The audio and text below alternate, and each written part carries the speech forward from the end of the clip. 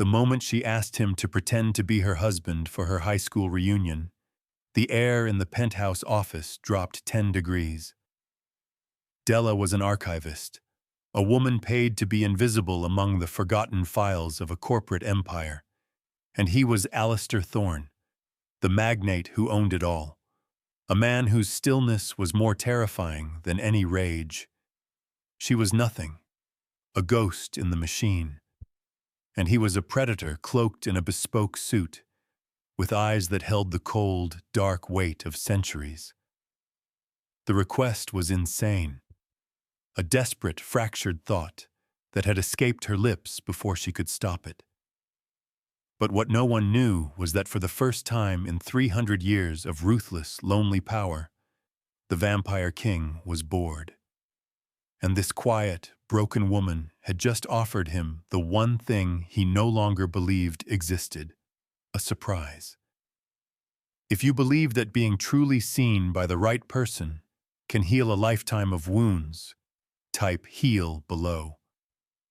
And let me tell you what happened next. It started on a night when the city was weeping rain against the floor-to-ceiling glass of the Thorne Corporation headquarters. Della was supposed to have left hours ago, but she sat at her desk in the sub-level archives, the screen of her monitor illuminating the faint tremor in her hands. The digital invitation glowed with cheerful, cruel familiarity. Northgate High, Class of 2014, 10-year reunion. A fresh wave of sickness washed over her. 10 years. It felt like 100. 10 years since she had walked out of those doors and vowed never to look back. She had been Della the dowdy, the quiet, bookish girl with second-hand clothes and a scholarship, an easy target for the popular, wealthy kids whose parents owned half the town.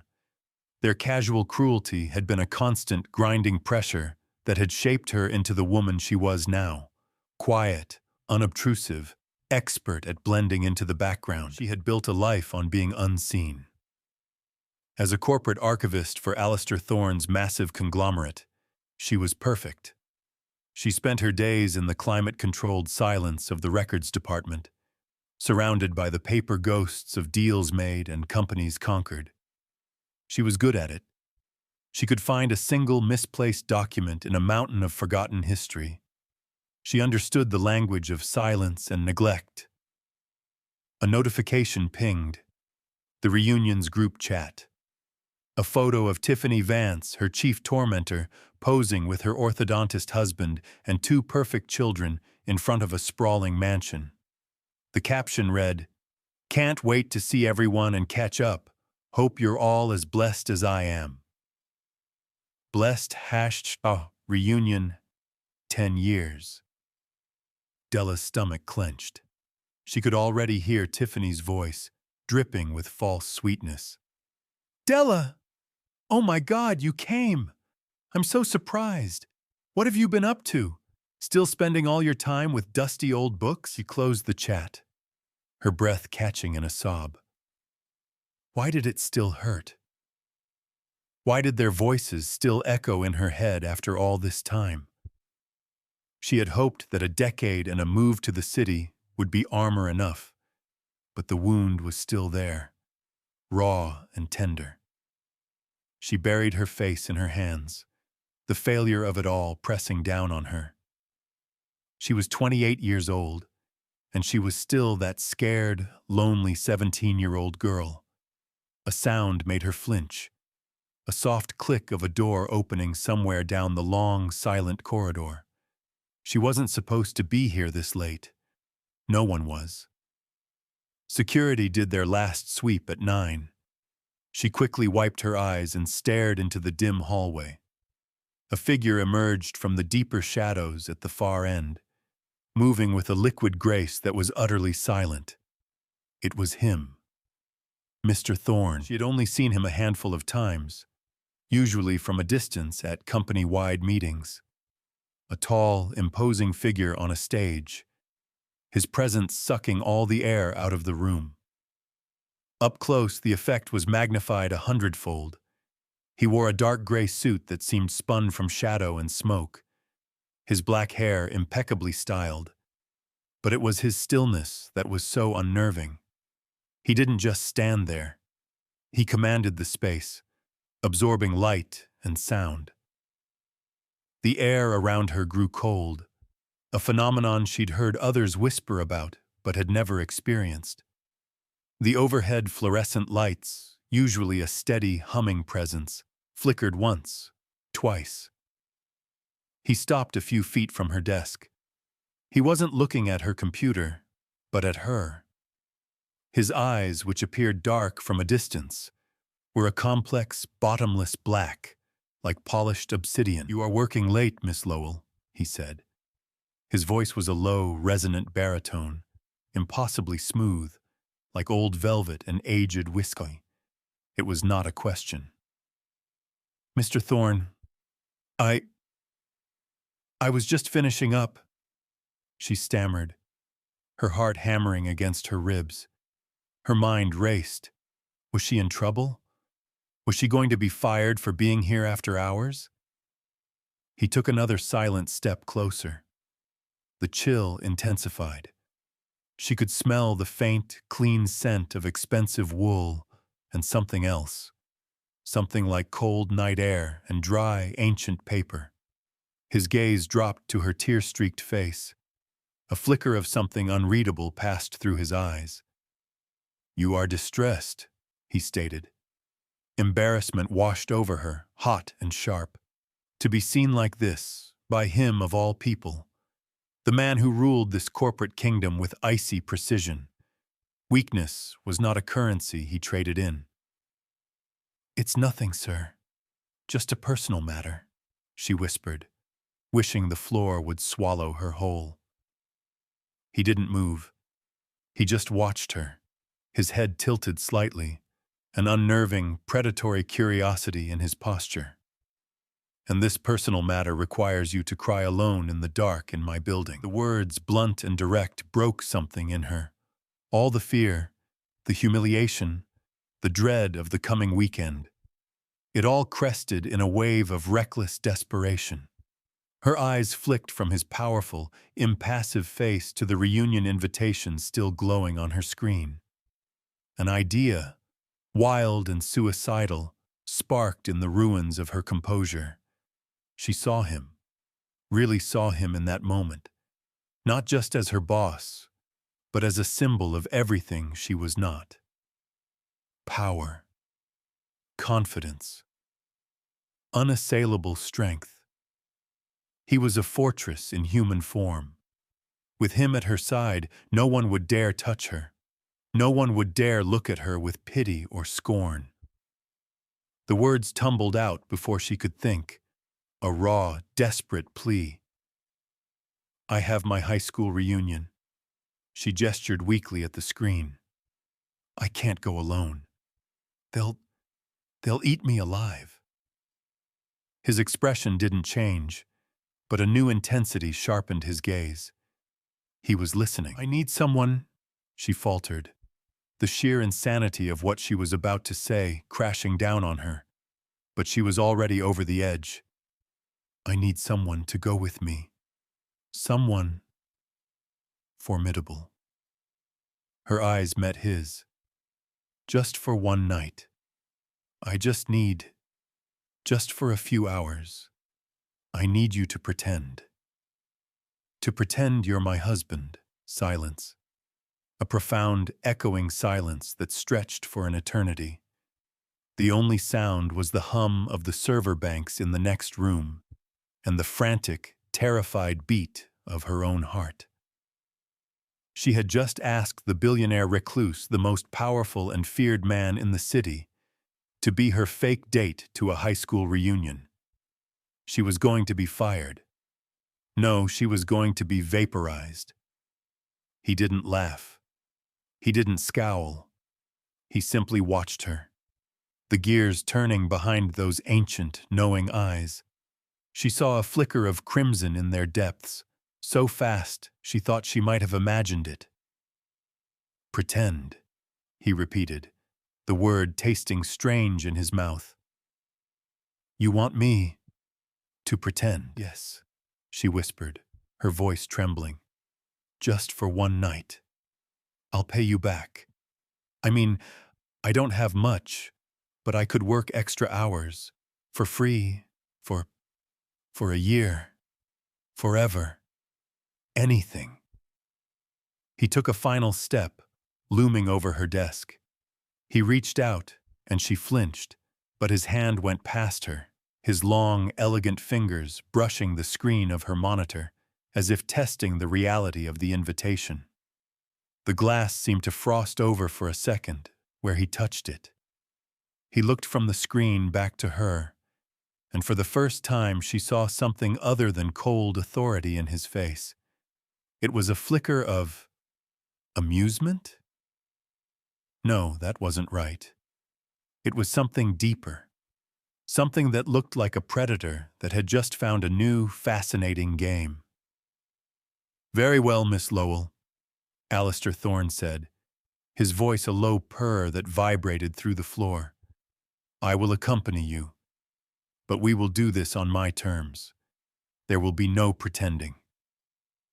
Della's world tilted on its axis.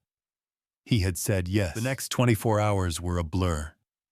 She had expected him to give her a few pointers, maybe show up in a nice suit and stand in a corner.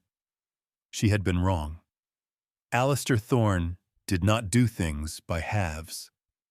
The following afternoon, a sleek black car, the kind that purrs rather than rumbles, was waiting for her outside her modest apartment building. The driver, a man with the build of a retired Secret Service agent, simply held the door open for her. Mr. Thorne is expecting you, Miss Lowell. She was taken not to the office, but to a private shopping suite in the city's most exclusive department store, a place she had only ever walked past, gazing at the impossible price tags in the window. The entire floor was empty. A woman with a severe haircut and a measuring tape draped around her neck was waiting. I am Juliet.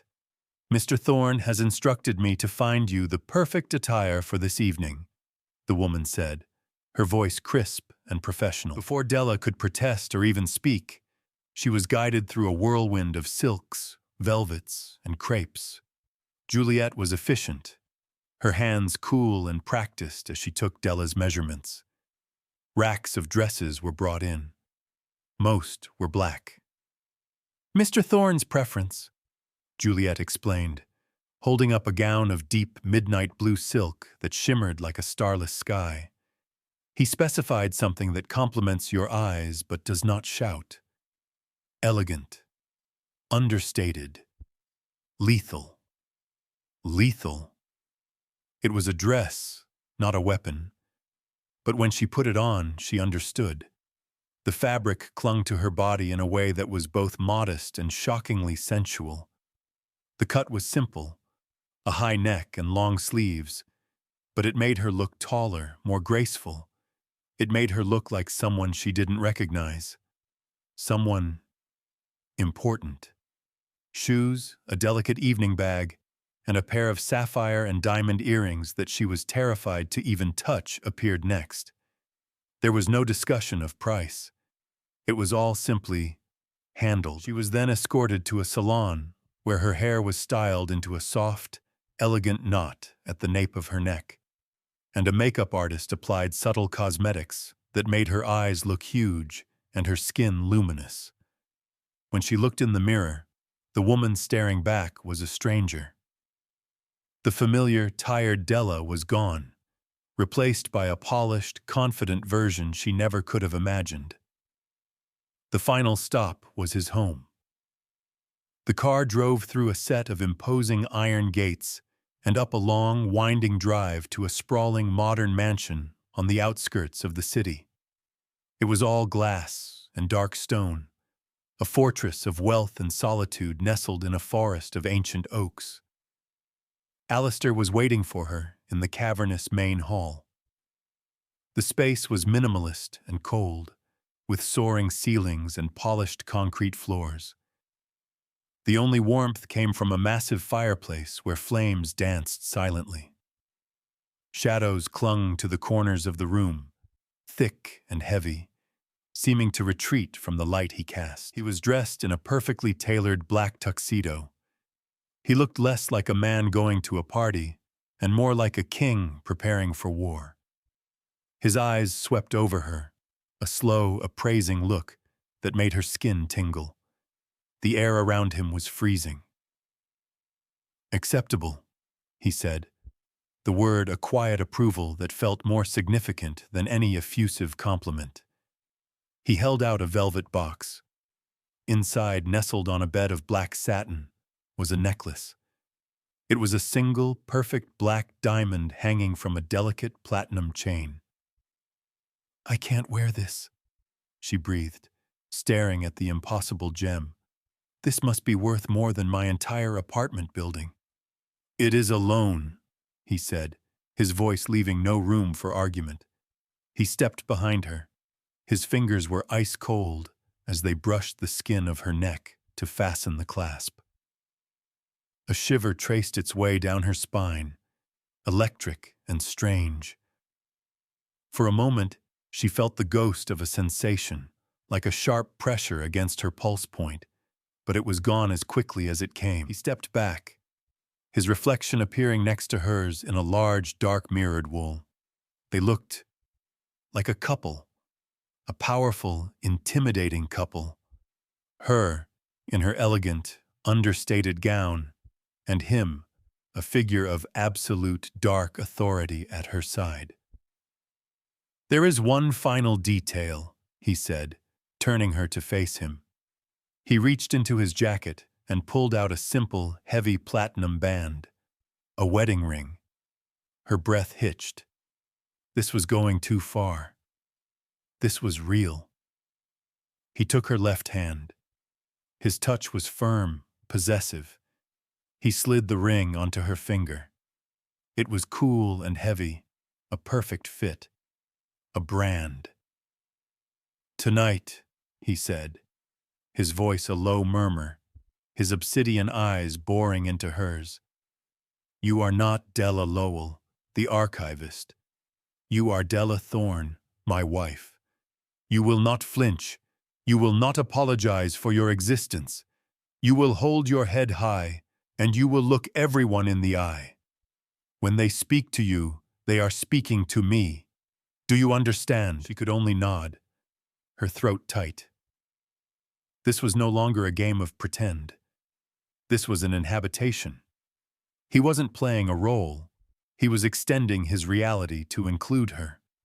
She had asked a man to pretend, and a vampire king had answered.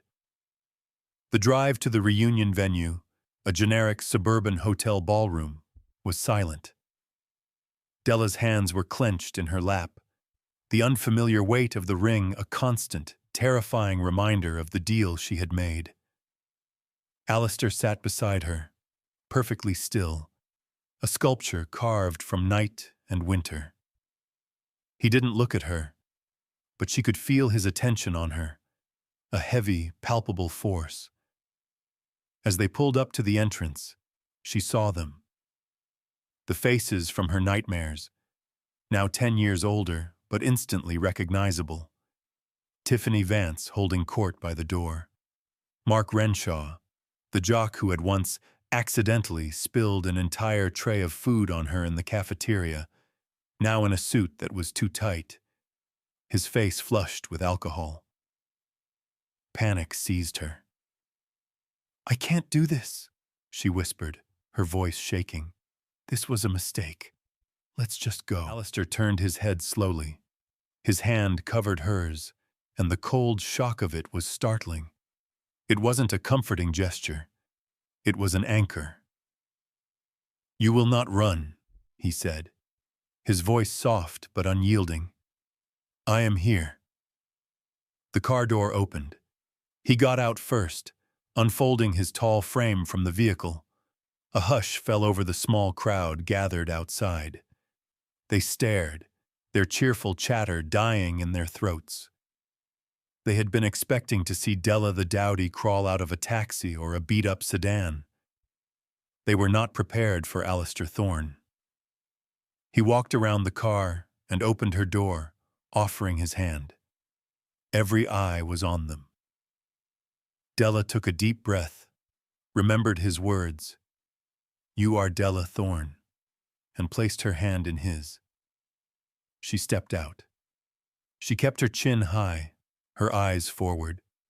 She felt Alistair's hand move from hers to the small of her back, a possessive, guiding touch. The warmth of his hand was a stark contrast to the coldness of his skin, a small furnace against the silk of her dress. They walked toward the entrance, a silent, formidable pair. The crowd parted for them, like the Red Sea. She could feel their stunned, envious, confused stares. Tiffany was the first to recover, her plastic smile snapping back into place. "Della! Oh my God!"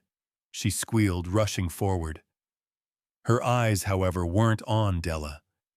They were devouring Alistair, her expression a mixture of avarice and disbelief. "You look amazing, and you didn't tell us you were bringing a guest." Alistair's gaze was flat, utterly unimpressed. He looked down at Tiffany as if she were a mildly interesting insect. Della found her voice, surprised at how steady it sounded. "Tiffany, it's good to see you. This is my husband, Alistair." The word husband landed with the force of a physical blow. Tiffany's smile faltered. Her eyes flicked to the heavy platinum band on Della's finger, then back to Alistair's cold, beautiful face. "Your husband?" she stammered. Mark Renshaw swaggered over, a drink in his hand. "Well, well, Della Lowell, never thought I'd see you again." "And who's this?" he asked, trying for a jovial tone but unable to hide the sneer in his voice. He looked Alistair up and down, a pathetic attempt to assert dominance. Alistair didn't even deign to look at him. His focus remained entirely on Della. "Are these the people you spoke of?" he asked her, his voice low and intimate, for her ears only, yet somehow it carried in the sudden silence. "Some of them," she murmured back. He gave a slight, almost imperceptible nod. He then turned his head, his gaze finally falling upon Mark. The temperature seemed to drop several degrees. The string of fairy lights above their heads flickered violently. Mark, who had been puffing out his chest, seemed to shrink under that cold, ancient gaze. "My wife and I would like to get a drink," Alistair said, his voice calm, but with an underlying current of command that was impossible to disobey. He guided Della past them, his hand a firm pressure on her back, and they moved into the ballroom. The entire night was the same. They were the center of a universe of whispers and stares. Alistair said very little. He stood by her side, a silent, dark sentinel. He got her a glass of champagne, his fingers brushing hers as he handed it to her, sending that strange, cold fire through her veins again. People approached them, drawn by the gravitational pull of his power and wealth, which was as palpable as the cold that radiated from him. They tried to engage him in conversation, asking what he did. "I am in the acquisitions business," was all he would say, his voice flat and final. But his attention was solely on Della. He would lean in, his lips close to her ear, and ask, was he one of them? Or and her? What was her particular brand of cruelty? He catalogued them, his memory perfect, his gaze missing nothing. He was not just observing, he was assessing, judging. At one point, Tiffany, emboldened by 2 glasses of cheap wine, cornered Della by the buffet table while Alistair was taking a call just outside the doors. "Okay, you have to tell me," Tiffany hissed, her eyes wide with a mixture of jealousy and suspicion. "Who is he, really? Is he an actor? Did you hire him? Because there is no way, that you landed a guy like that. The old shame, the familiar feeling of being small and worthless, pricked at Della. But then she felt it. A sudden, intense chill in the air. The candles on the tables flickered, their flames dipping low as if in a strong wind, though the air was perfectly still. She turned. Alistair was standing right behind Tiffany, having moved from the hallway to her side without making a single sound. His face was a mask of cold fury. His eyes were no longer black. For a split second, Della saw them for what they truly were. A deep, burning crimson. "Is there a problem?" he asked, his voice dangerously soft. Tiffany froze, her face paling. She could feel the Arctic cold coming off him, see the terrifying change in his eyes. She stammered, unable to form a word, and then practically fled, stumbling back into the crowd. Alistair looked down at Della. The crimson in his eyes receded, replaced by the familiar, bottomless black. "We are leaving," he said. It was not a suggestion. He took her hand and led her from the ballroom. No one tried to stop them. They walked out into the cool night air, leaving the noise and the ghosts of her past behind. Back in the car, the silence was different. It was charged, heavy with unspoken things. Della stared at the platinum ring on her finger. For a few hours, she had been Della Thorne. She had been powerful. She had been seen. And it had been the most terrifying and exhilarating experience of her life. They didn't go back to her apartment. The driver took them back to his mansion. He led her not to the grand hall, but to a private study. It was a vast, circular room lined from floor to ceiling with books. The air smelled of old paper, leather, and dust. It was an archive, a library of centuries. He poured 2 glasses of a dark red wine that looked almost black in the low light. He handed one to her. "You did well," he said, watching her over the rim of his glass. "I was terrified," she admitted, her voice barely a whisper. "Courage is not the absence of fear," he replied, his gaze intense. "It is action in the face of it. You did not run." She took a sip of the wine. It was rich and complex, unlike anything she had ever tasted. "Thank you," she said, looking at him, "for tonight. I know it was an unusual request." "It was," he agreed, "which is why I accepted." He set his glass down, the sound a sharp click in the silence. "And now it is time for my terms. As I said, there will be no pretending." Della's heart began to pound again. "What do you mean?" He walked over to his large mahogany desk and picked up a portfolio. He handed it to her. "I am in the final stages of acquiring a multi-billion-dollar shipping conglomerate based in Japan. The family that owns it, the Tanakas, are deeply traditional. They will only cede control of their family's legacy to a man they believe to be stable. A family man." She opened the portfolio. It was filled with documents, financial statements, and profiles of the Tanaka family members. "They are flying in next week to finalize the deal," he continued, his voice cool and businesslike. "They have made it clear they wish to meet my wife." Della's blood ran cold. She looked up from the papers, her eyes wide with dawning horror. You needed a wife." "I need a wife of record, yes," he confirmed. "For a period of 1 year, long enough for the ink to dry and for control to be fully transferred. I have been vetting candidates for months. Society women, daughters of business partners. They were all unsuitable. Too ambitious, too noisy. They would want things, leverage, a place in the spotlight. He paused, his eyes locking onto hers. And then you fell into my lap. You, Miss Lowell, an archivist, a woman who prefers silence and shadows, a woman with no social ambition, who wants nothing more than to be left alone, a woman who, when faced with her own personal demons, had the sheer, reckless audacity to ask me for help. He saw her. He had seen all of it. Her invisibility, her quiet nature, her desperation. And he hadn't seen them as weaknesses. He had seen them as assets. "You want me to continue this charade?" she asked, her voice trembling. "Not a charade," he corrected her, his voice dropping lower. "A contract, a legal marriage, for 1 year. You would live here.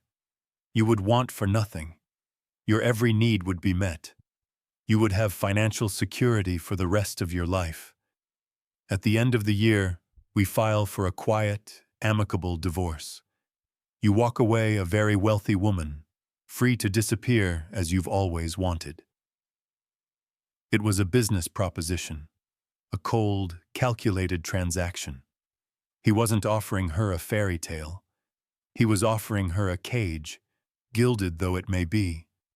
But it was also a shield, a fortress, a way out, an escape from the tiny, cramped life she had been living, financial security, the power to never feel small or helpless again, the power to make the Tiffanys and Marks of the world irrelevant forever. She looked around the ancient, silent library. It felt more like home than her own apartment. It was a place of quiet, of history, of things left undisturbed. She understood this place. She looked at him, this strange, cold, powerful man who saw her so clearly. He was offering her a deal with the devil, perhaps. But the devil was offering her exactly what she needed. "Why me?" she asked one last time. "You could have anyone."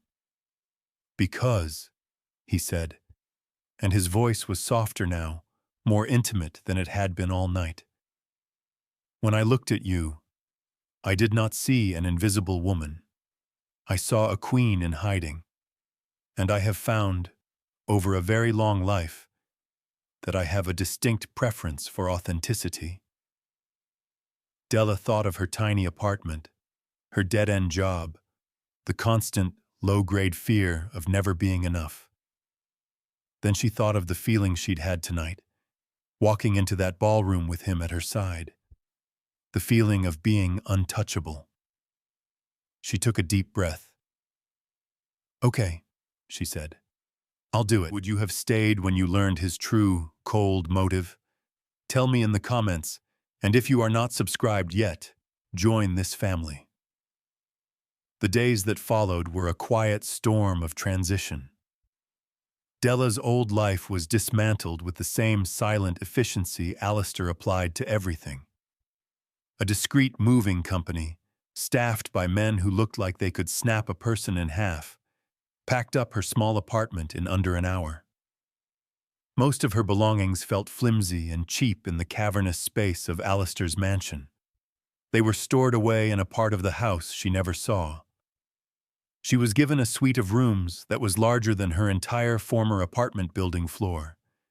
It was decorated in muted tones of gray and cream, with a bed that felt like sleeping on a cloud and a bathroom carved from a single piece of white marble. It was beautiful, luxurious, and completely impersonal. The marriage itself was a sterile affair, conducted by a stern-looking judge in the same library where Alistair had made his proposition. There were 2 witnesses, his lawyer and his head of security, both of whom looked at her with polite, unreadable expressions.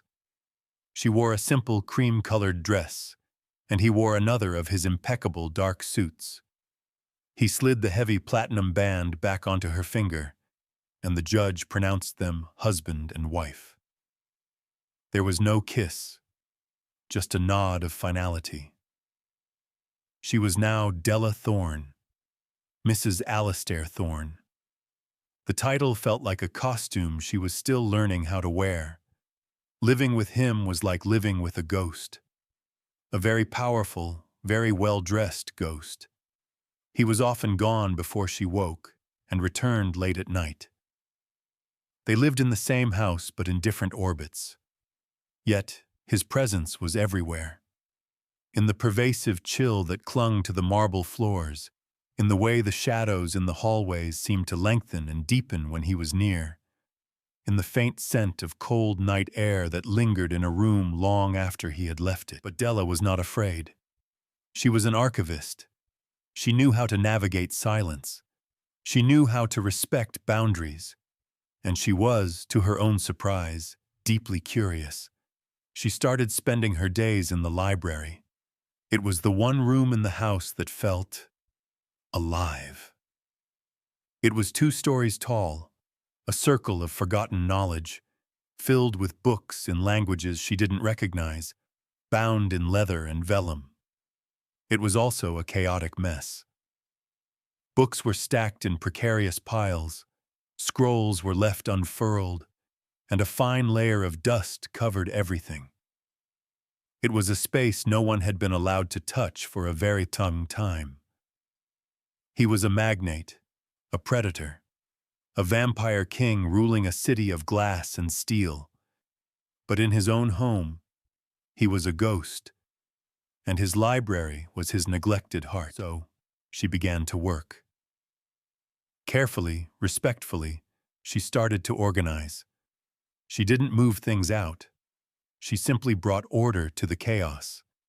She learned to read the faint impressions in the dust, to see which books he had touched recently. She cataloged scrolls, cleaned bindings, and created a system. It was what she did best. She was bringing a forgotten history back to life. One evening, he came home earlier than usual.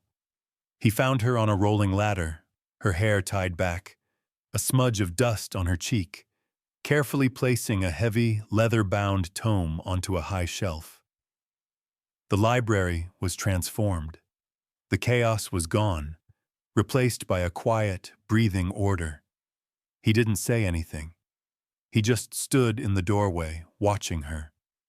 The shadows in the room pooled at his feet like spilled ink. Della felt his gaze and looked down. She expected him to be angry. She had invaded his private sanctuary, touched his things. "I can stop," she said quickly, her heart starting to beat faster. It seemed like it needed doing.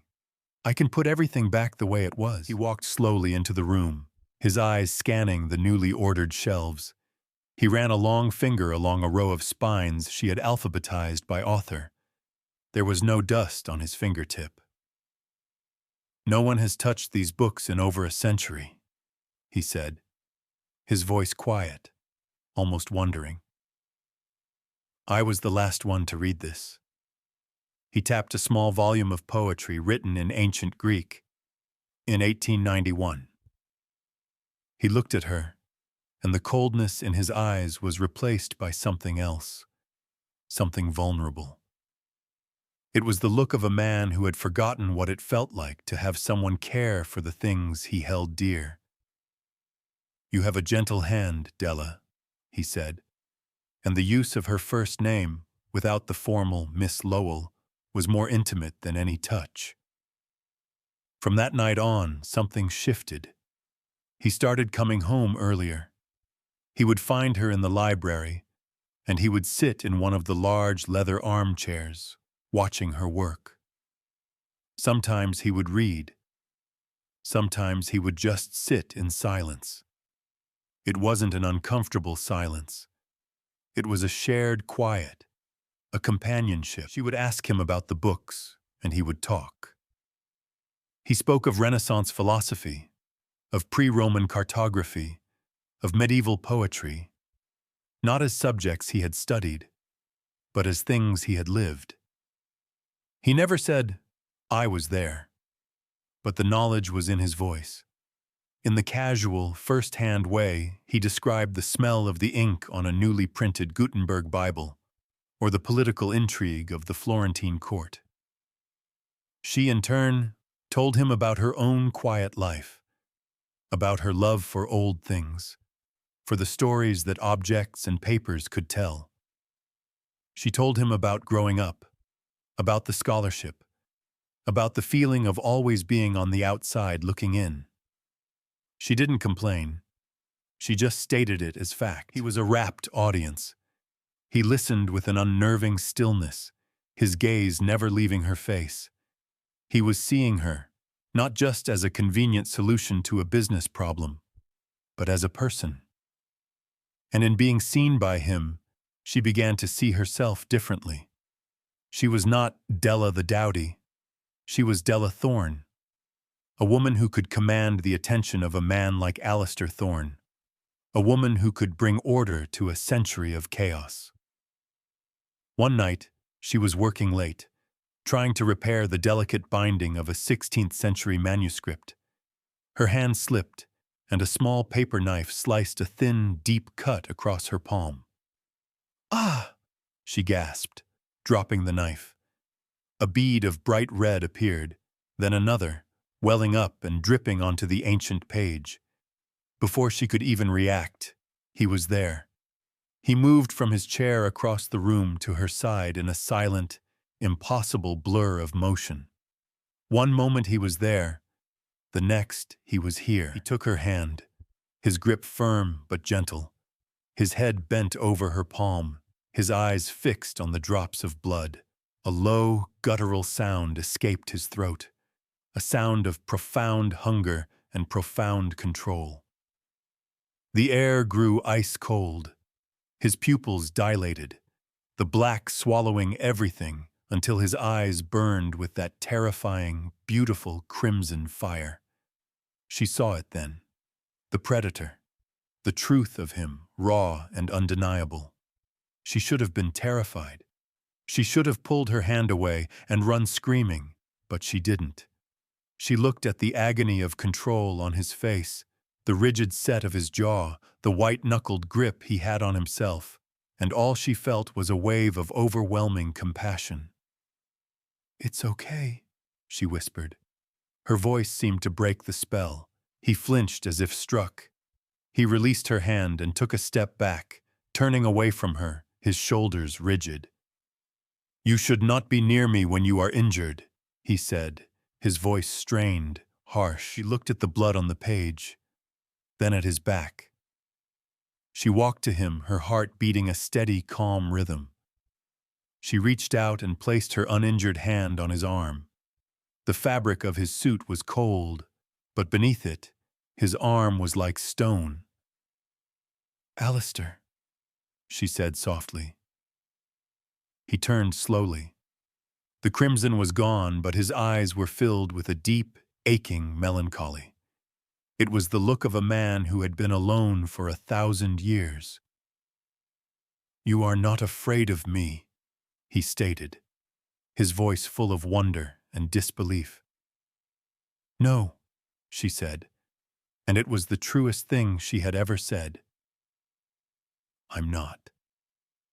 He lifted his hand, his fingers tracing the line of her jaw, his touch as cold and gentle as falling snow.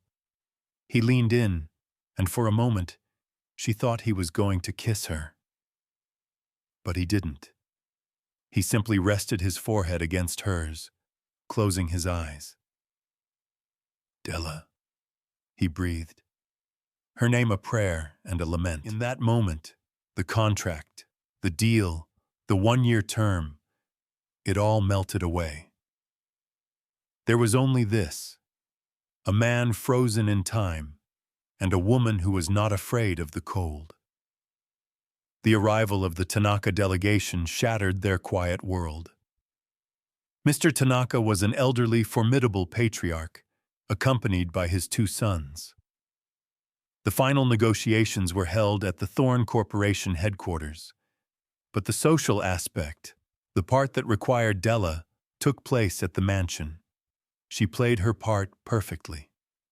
Dressed in an elegant, conservative dress Alistair had chosen, she was the picture of a devoted, graceful wife. She hosted a dinner discussing art and literature with Mrs. Tanaka, her knowledge, gleaned from her nights in the library, impressing the older woman. Alistair watched her, a quiet pride in his eyes that was far more than mere satisfaction at a plan well executed. The deal was going smoothly. It was almost done. The threat came from a direction neither of them expected. The night of the official signing gala, a lavish event held at the city's contemporary art museum, everything fell apart. The event was filled with the city's elite, a sea of power and influence. Della was standing with Alistair and the Tanakas when a voice she recognized with a sickening jolt cut through the polite chatter.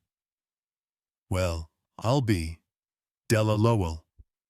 It was Mark Renshaw, but he wasn't the drunken lout from the reunion. He was wearing an expensive, well-fitting suit, a confident, predatory smile on his face. He was flanked by two other men. "Mark," Della said, her voice tight. "It's Mr. Renshaw now," he said smoothly. He turned to Mr. Tanaka.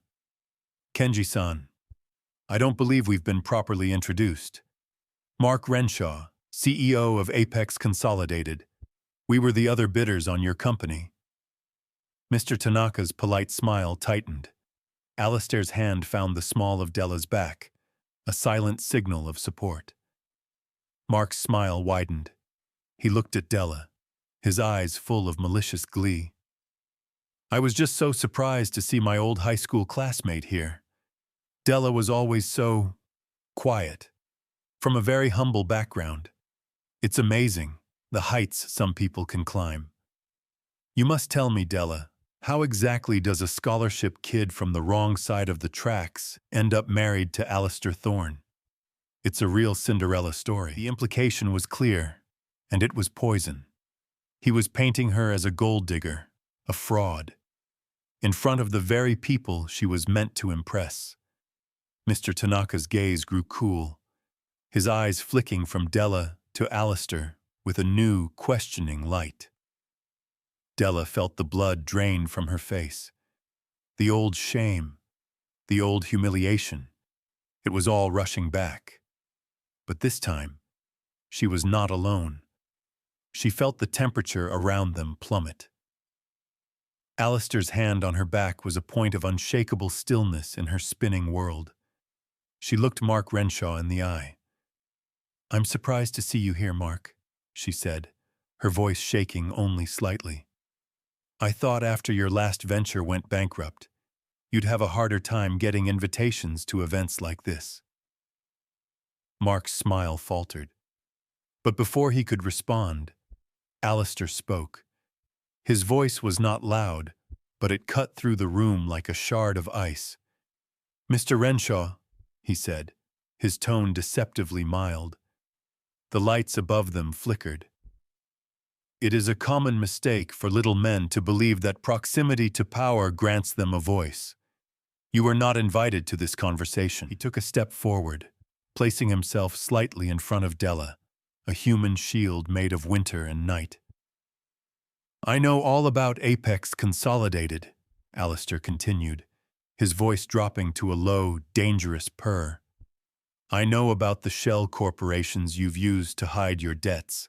I know about the insider trading you participated in 3 months ago, a fact the SEC would be very interested to learn. And I know that the capital you used to launch your bid for Tanaka Shipping was acquired fraudulently." Mark's face went from ruddy to ghostly white. "You don't know what you're talking about, don't I?" Alistair's smile was a terrifying thing, all teeth and no warmth. "I know that on the evening of April 14th, you met with a man named Silas Croft at the Oakhaven Hotel and exchanged a briefcase full of stolen bearer bonds for a line of credit. I know the room number. I know the name of the waitress who served you drinks. Shall I continue?" The details were too specific, too precise. This was not a bluff. This was an execution. This was the power of the Vampire King, not just to build empires, but to turn them to dust with a whisper. Mark stood frozen, utterly destroyed. The Tanakas were watching, their faces masks of cold fury. Their honor had been insulted by a man who was himself a fraud. Alistair dismissed him with a flick of his eyes. He turned to the stunned crowd, his gaze sweeping over them. Then, he turned back to Della. In front of everyone, the business rivals, the city's elite, her former tormentor, the family he needed to win over, he cupped her face in his hands. "This woman," he said, his voice ringing with absolute conviction, "is Della Thorne. She is my wife. Her past is irrelevant. Her strength, her grace, and her heart are all that matter. She is the best part of me. An attack on her is an attack on me. Let that be understood by everyone in this room." He then leaned down and kissed her. It was not the sterile, passionless kiss she might have expected. It was a kiss of possession, of devotion, of 1,000 years of loneliness melting away in a single moment. It was a brand, a promise, a declaration. It was real. When he pulled back, the room was silent. Mark Renshaw and his associates were being quietly but firmly escorted out by security. Mr. Tanaka walked over, a look of profound respect on his face. He bowed deeply, first to Alistair, then to Della. "Thorne-san," he said, "my apologies. We have seen the character of your rival, and we have seen the character of your wife. She is a woman of great strength. You are a fortunate man. The deal is yours." The war was over. Her old wounds, reopened so cruelly, had been cauterized and healed in the most public way imaginable. The girl who had been made to feel worthless was now, undeniably, a queen. 3 months later. The rain fell softly against the windows of the library, a gentle, rhythmic patter. A fire crackled in the hearth, casting a warm, dancing glow over the ordered shelves. Della was curled in one of the large leather armchairs, a book open in her lap, though she wasn't reading. Alistair sat opposite her, watching her with that quiet intensity that no longer felt unnerving, but comforting. The contract had been fulfilled. The deal was done. The 1-year term was technically still in effect, but it had become a meaningless detail. This was their life now. She had brought not just order to his library, but life to his home. There were flowers in the grand hall now. The kitchen, once a sterile, unused space, often smelled of the simple meals she sometimes liked to cook. She had filled the silence not with noise, but with a gentle, steady presence that had become the new center of his world. She closed her book and looked at him, her expression serious. "Alistair." "Yes, Della?" "These books, you've had some of them for 500 years, she said softly. You've outlived empires and languages. You've seen cities rise and fall." He nodded, knowing where this was going. It was the conversation they had never had, the one that hung in the air between his immortality and her fleeting human life. "And I have a little over 50 years left, if I'm lucky," she continued, her voice even. "A blink of an eye for you. It's not enough time." He got up from his chair and came to kneel before hers. He took her hands in his. His skin was still cool, but it was a familiar cold now, a part of him she had come to love. "It would never be enough time," he said, his voice thick with an emotion he no longer bothered to hide. 1,000 years with you would not be enough time." "Is there a choice?" she asked, her eyes searching his. "For me, there is always a choice," he answered, his gaze unwavering. "It is a difficult path, a world of endless nights, of loss, of watching everything you know turn to dust. I would never force it upon you. I would rather have one lifetime with you than an eternity without.